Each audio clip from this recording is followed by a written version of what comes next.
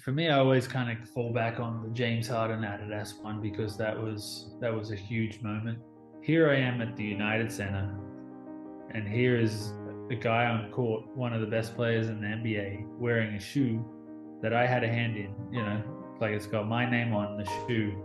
Deep down, everyone's an artist, and kids, if what we're talking about, are basically artists, and over time that gets knocked out of them. They get people tell them that's stupid, that's unrealistic, that's this or that. The same things they tell people that are trying to achieve dreams. But when you tell that to a kid, it, if you think back to when you're a kid and someone said something to you, it might have just been a passing comment, but sometimes those words stick with you.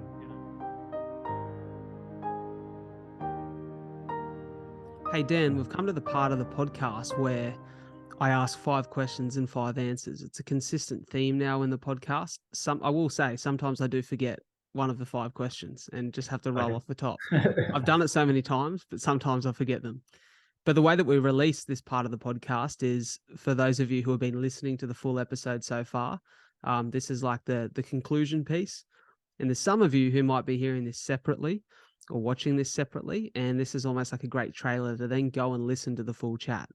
So, Dan, my 5 questions for you begins with the first. And the first is, if you could recommend only one book or podcast to someone listening, what would that be?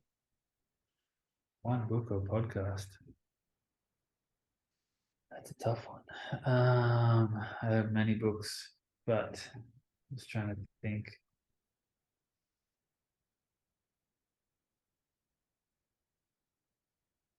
I don't know. You tend to read or listen? Tend to watch. Okay. More of a watcher. Well, is there a piece of content that you'd recommend someone watching? I think you should just consume like everything, really. Like I watch sports documentaries. I watch junk reality shows. I watch movies, and I don't know. You feel like you can take something from all those things. But yeah, I'm just trying to think of like a book that I would recommend. Um, I know early on in the piece I was reading the 10x rule of the Grant Cardone. Okay. Yep. Um, that one was, and then when I was playing rugby, there was a book by Michael Johnson called Slaying the Dragon. I've heard of this. That was Yeah. kind of, yeah. And I got a hold of that book from a friend. Well, I borrowed it from a babysat someone's house when I was like a teenager, and they had this book, and I borrowed the book, and then I had no intention of giving the book back after I read it. And years later, I was like, I should have given the book back. It wasn't okay. So I kind of went and gave the book back. And I got my own copy. I think I actually ended up buying them a new copy of the book yeah, because I kept the other one. And but yeah, I have a copy of that book. I haven't read it for a while. I pulled it out the other day. I was going to have another look at it. But yeah, that book's quite amazing. What he had to do to make things go right to win the 200 and the 400 in the Atlanta Olympics was that resonated with me. Yeah, I love that. I love that. My second question for you, is there a daily habit or ritual that forms a part of it could be morning or evening routine that you feel like sets you up for success? Coffee. Yeah. And tell me, is that harder in LA than it used to be in Sydney? Well, the funny thing is, I wasn't into coffee in Sydney. I got into it Okay. over here, and if you know where to go, there's good coffee here. But yeah, Where's your obviously, favorite? my favorite right now has been Blue Bottle. Yeah, I There's a had a ton of couple them. blue bottles while I was over Like, there. yeah, and for me, just yeah, I always get a good quality. It's called a cortado Gibraltar. I don't think you have it down there because when I came, I felt like I was speaking a foreign language when I tried to order a coffee. When I went to the grounds Oh yeah, yep. and I got off the plane. We went straight to the grounds pretty much, and I hadn't been to Sydney for 8 years. And I started asking the guy, "You got a cortado? You got a Gibraltar?" And the guy looked at me like I was like speaking another language. Yeah. And I was like, "I'm sorry, but I feel I'm from here, but I'm not from here, I guess, because I don't really Yeah. know." What? So Yeah. what's a Gibraltar? How would you explain it? Have Is it you like a filter brew or? No, it's in between I guess it's bigger than a piccolo, but it's smaller than a flat white. So it's on milk? Yeah, it's espresso on milk. It's like but it's to do with the amount of milk is in the coffee. And I don't like my drink milky. I like it strong coffee. Like I like the taste of coffee. And um the Gibraltar is the size of this shot glass called a Gibraltar glass. And Okay. that is the perfect size of um like of the coffee of the for me the milk to coffee ratio. So yeah. See, maybe I should have spoken to you before I headed over because that sounds very similar to what I'd have back home. But when I went over there, I had a similar experience. I walked up to the counter and I was Milky. like, "Do you have an almond Yeah. magic?" And they're like, There you "What?" go. Magic is exactly what I worked out was the exact size Yeah. coffee that I ordered in Australia. Yeah. So it's And I like learned double that Riz one. shot on 3/4 full. Yeah. Yeah. That was that where did I learn that? I think I That's a learned that Melbourne in thing. Melbourne. Yeah. It's a Melbourne Melbourne thing. has the best coffee. They do have very good coffee. I lived in Melbourne for a year in 2018 while I was working in real estate, and you are very spoilt for choice. Like it's quite good. Yeah. Any place has good coffee. But there's obviously other places have there's better places than others. But I when I went to Melbourne, I was trying to drink decaf for that time, which was stupid. Yeah.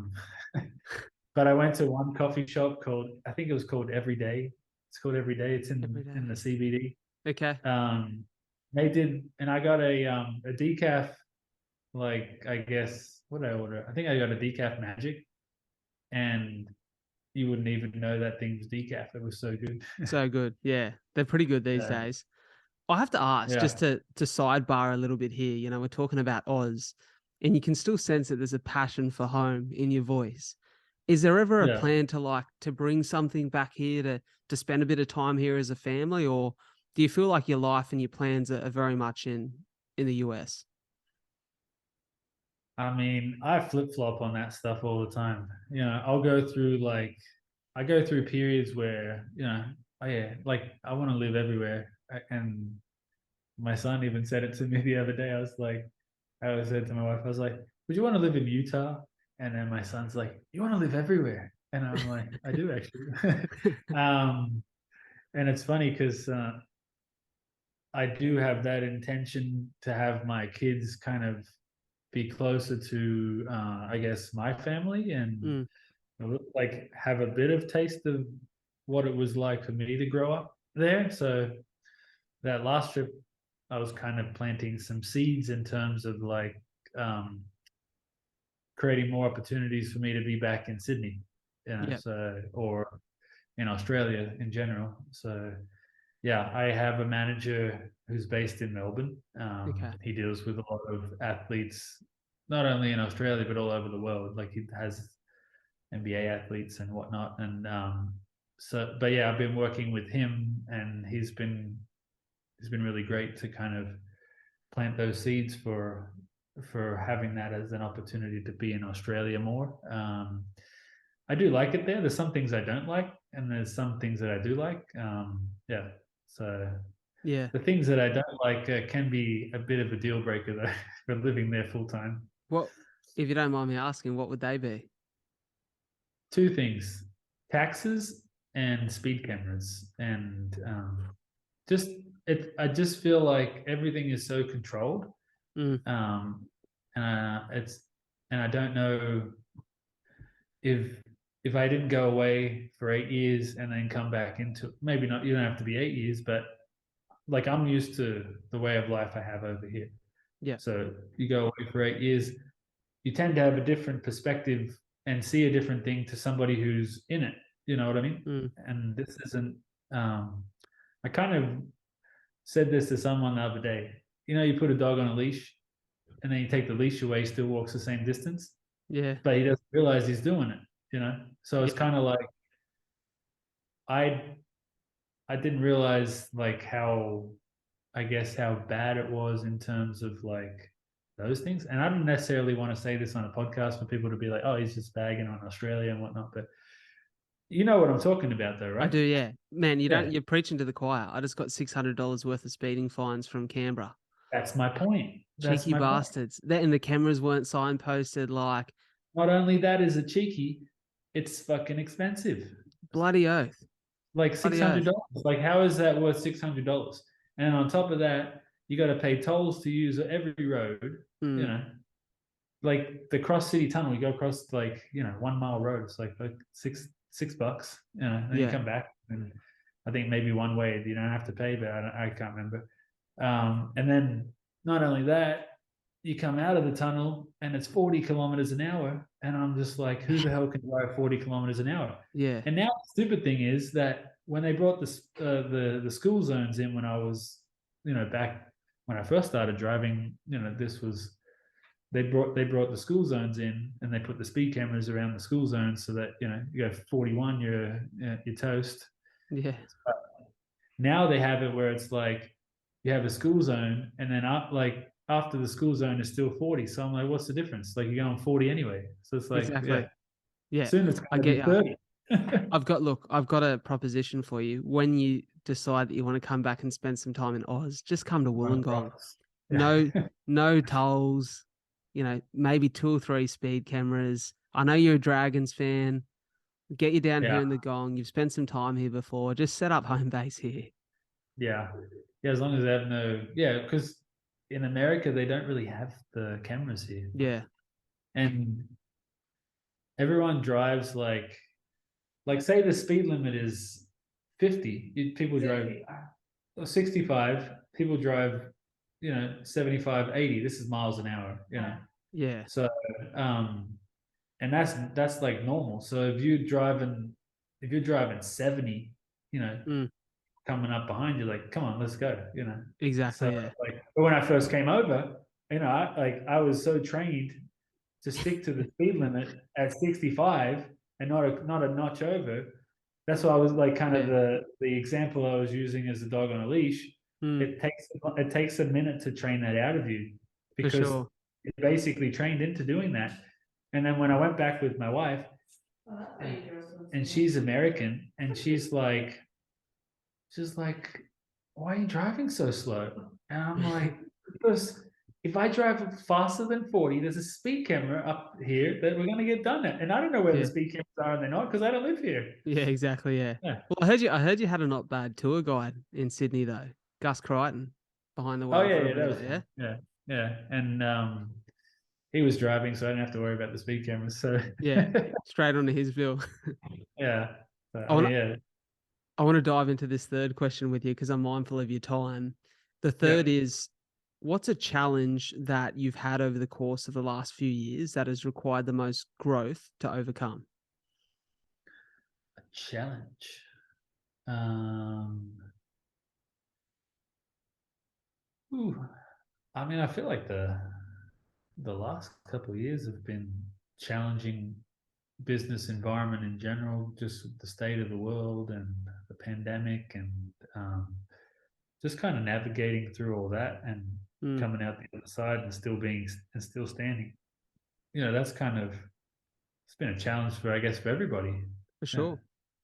Do you feel like Uh, you're even more confident in your ability now as a business owner, as a brand, because of your ability to navigate that period?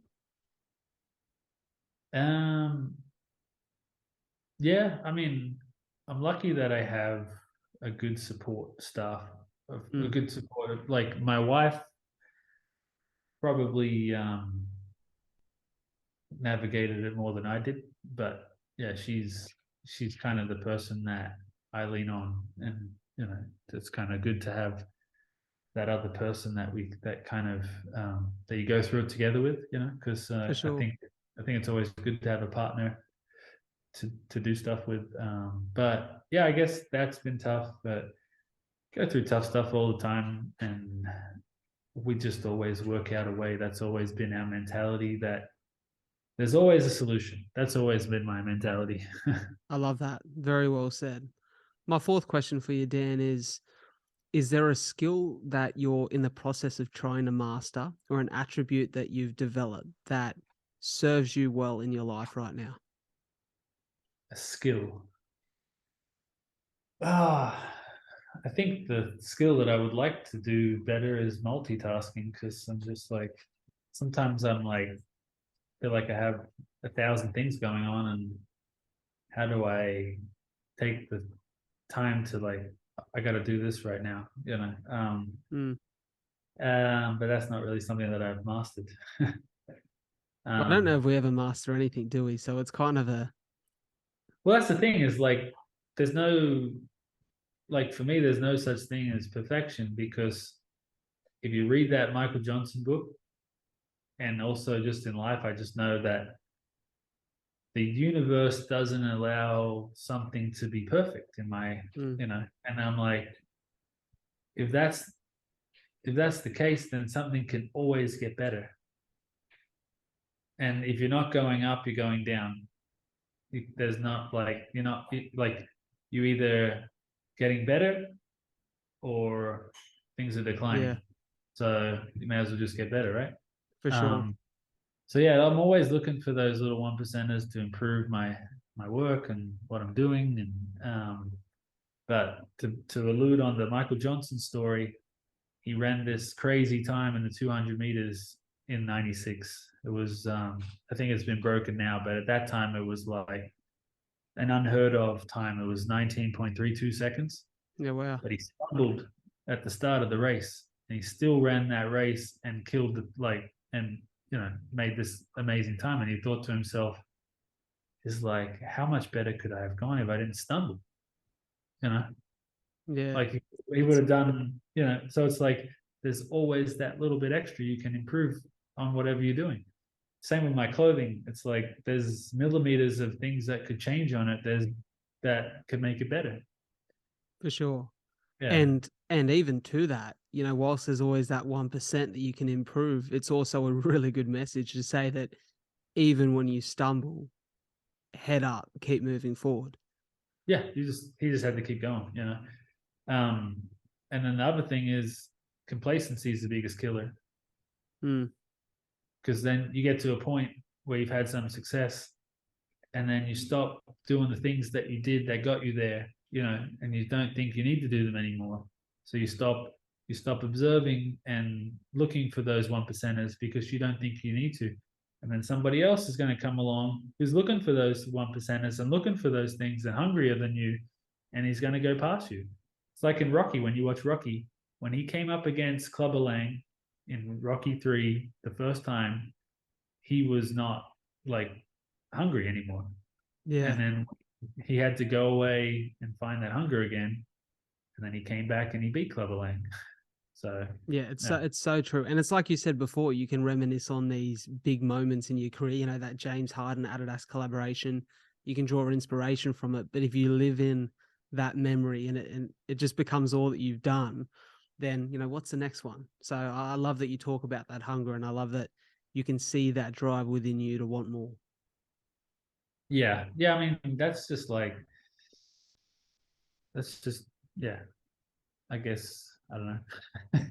I It's think just it's the just way you have you. to, I think it's just yeah, like, I think it's yeah, you and the way that you are. Like, I can tell in the way that you share your story and the way that you speak about your brand that, that hunger is still alive, that drive is still there. So it's exciting. yeah. No, it is exciting because basically done 10 years of this, and I'm just as hungry now as I was day one, but I also have 10 years of knowledge, and you know, so For sure. in 10 more years, hopefully I have that same hunger, and I'll have 20 years of knowledge, because there's always more to learn and figure out. So I don't have it all figured out, but I'm a work in progress in figuring it out. I love that. My last question for you, Daniel Patrick, is if you could share one message with the world and encourage them to act on it, what would that message be? Well, I think you kind of alluded to it back we kind of spoke about it back in when you were mentioning the fact that people were kind of waiting until they're ready to do something. Mm. And did you see the Top Gun movie, the one that just came out? Yeah. Yeah. So the one line in that is "Don't think, do." Right? If you look at life that way, don't think, do. If you're thinking about waiting to be ready to do something, that's thinking instead of doing. So you just have to kind of throw yourself out there and kind of just be out, like put yourself out there and really just. Sorry, I'm just trying to find the right words to articulate this. So yeah, you basically want like living outside of your comfort zone because For sure. you can get too comfortable and waiting around for things to be the perfect moment, the right time when the sun hits this at this moment and my life feels this way, then I can have kids or something like that. No one's ever ready to have kids, right? As an example, Yeah. you do it and you work it out. So if you take that example, you could basically apply that to like a career path or an endeavor that you want to achieve. Is that no one's ever ready 100% to do it, and if you go into it, you'll be 10 years down the track and have all that knowledge of like working it out rather than waiting 10 years to then start and then being that far behind. For sure. For sure. I love it, mate. I'm so grateful to have had you on the show. I must say, Yeah, no, I appreciate it. I feel very stylish walking around the gong in some Daniel Patrick kit at the minute. I feel Do like you think do you think it's good that you can't get it there?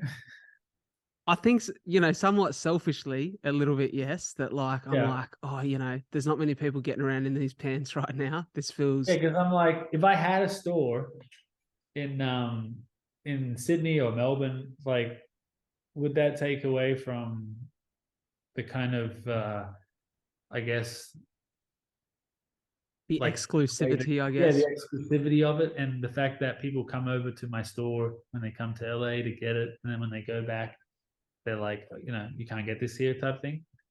Well, there's two things that come to mind when you say that. There is the selfishness within me that says I like being a little bit different with what I Yeah, wear.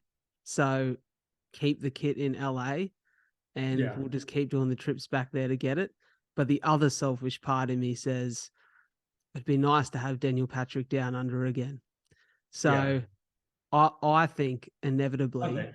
Yeah, one day we'll see that brand, we'll see a shop front, and we'll be seeing a whole lot more of your kit here in Oz. And I hope that day comes for the sake of the success of your business and everything you're doing. I'm, like we said before, whilst we are in very different fields, I feel like I can learn a lot from you. I'm very inspired by your journey and your story, your willingness to make things work in spite of, the fact that challenges and roadblocks will be presented in front of you at all walks in our life, in our quest. And mate, I'm just so happy to see you successful, happy, with an amazing family. I'm very grateful to your wife, who was very lovely to me when I come into the store. And whilst I was feeling a little bit lonely over there solo by myself in LA, she gave me a great conversation and was very welcoming. So thank you yeah, so much for being a part of this. yeah. No worries. Thanks for having me. And yeah, I know I've learned a little bit about your journey and the things you've overcome in life, and so yeah, I appreciate you being able to learn from my journey. Mate, pleasure's all mine. Thank you so much. Thank you.